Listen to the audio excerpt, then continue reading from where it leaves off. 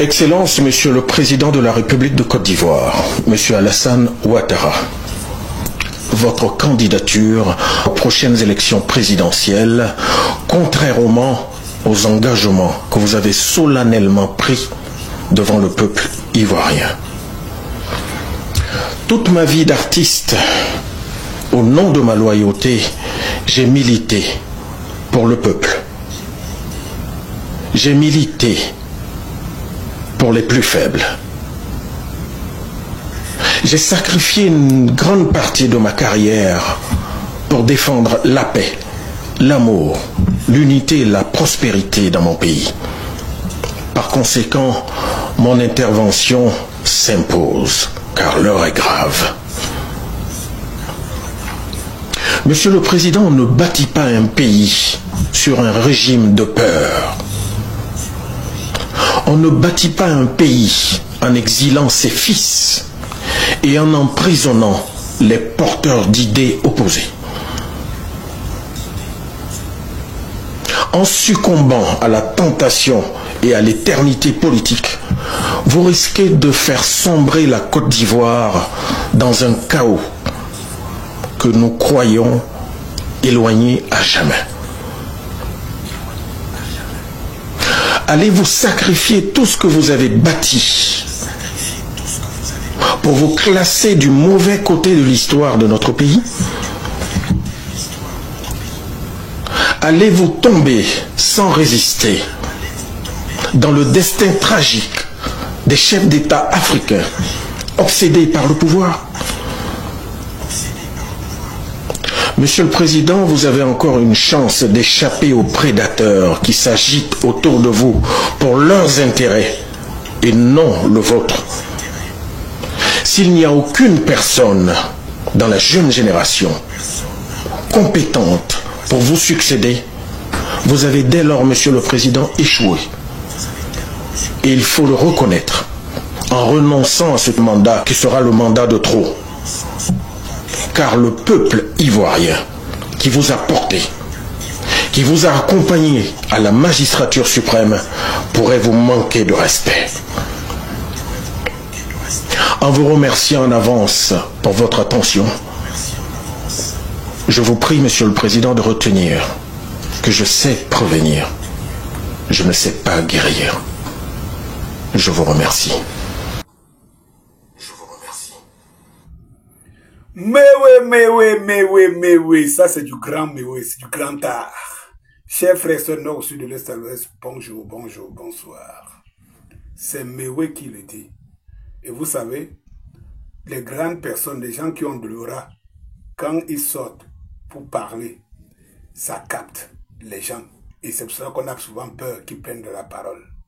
Oui, c'est Mewe qui le dit. Mais j'aimerais revenir sur deux choses. Parce qu'on dit ça, les imbéciles ne changent pas d'avis.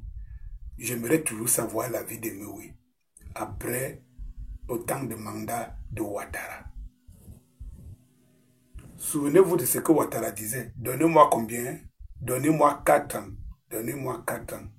Il veut maintenant 30 ans. Mewe a soutenu Ouattara. Et comme il ne le nie pas, soutenu Ouattara, mordicus. Et je vais vous dire que moi, j'ai perdu l'estime pour Mewe par rapport à son support. Chacun a ses raisons. Mais moi, j'ai perdu l'estime par rapport à ça. Je me suis dit, Mewe ne pouvait pas soutenir Ouattara. C'est-à-dire qu'en fait, vous ne pouvez pas voir... Mon problème, ce n'est pas la personne au départ. Le problème, c'est la manière dont une personne prend quelque chose. Non. Même si tu viens avec n'importe quelle bonté, ce n'est pas détruire autant d'âmes et venir d'une manière malhonnête que tu vas te servir honnêtement. Qui vous a dit, dans quel contexte vous pensez que quelqu'un qui vient au pouvoir, qui s'accapare de quelque chose malhonnêtement, va savoir partager cette chose avec les autres? Mais c'est de l'illusion, l'illusion tout court. Ça dit que la manière dont tu prends le pouvoir, on doit savoir comment, ce qui va se passer. On va se voir ça. Parce que quand tu veux servir les gens, est-ce que tu te bats? C'est les gens qui se battent pour toi, comme nous on se bat là pour Samuel Eto'o, pour qu'il accepte qu'il prenne le pouvoir. Non, on se bat, Modique, pour Samuel Eto'o. Il est là, il dit qu'il ne veut pas. Non, on dit que tu vas vouloir. On va te porter comme un chef à l'ouest.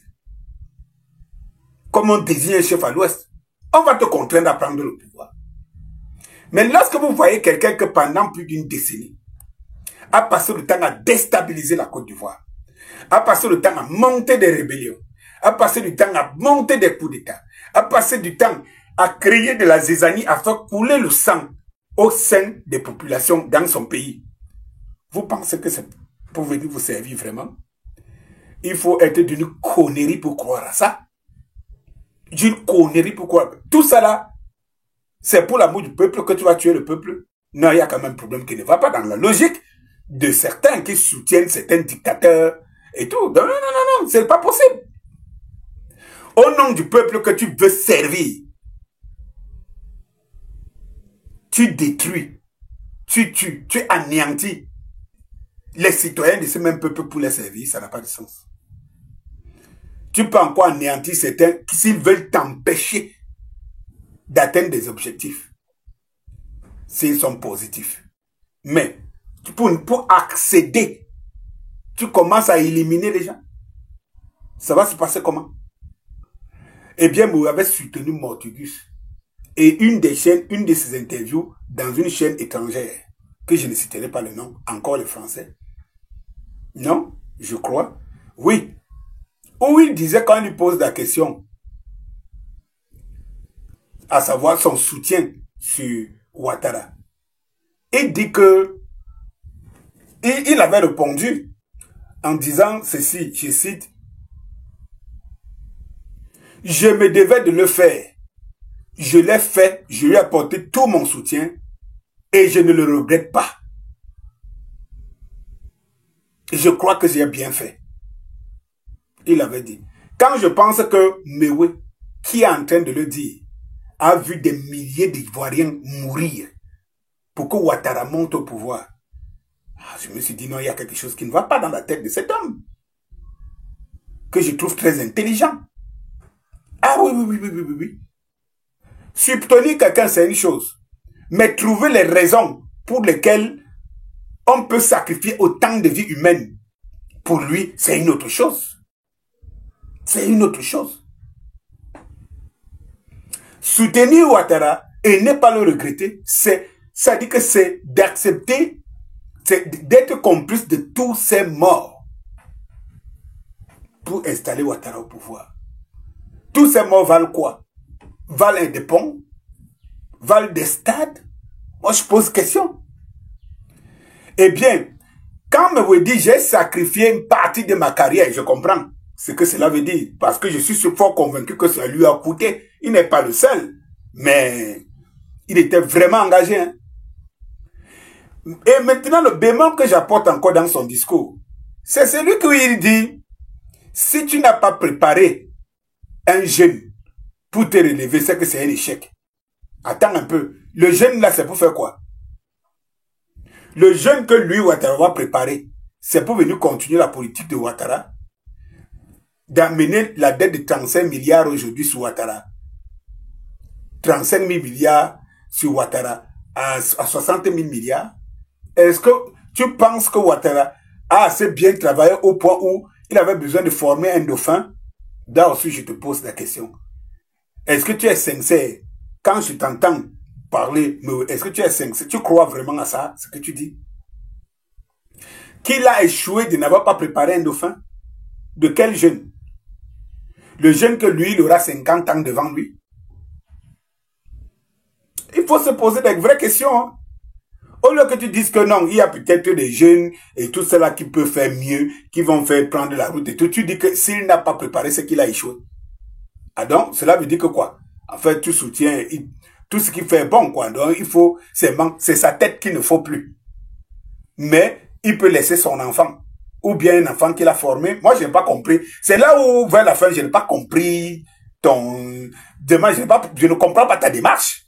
Moi, je ne comprends pas ta démarche.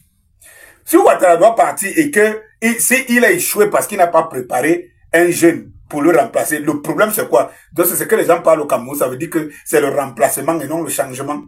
Donc, Ouattara a si bien travaillé que bon, de toutes les façons, c'est sa tête qui ne te plaît pas plus. Mais sa politique, une autre personne, il devait léguer. Où est donc la démocratie derrière tout ça? Bonsoir.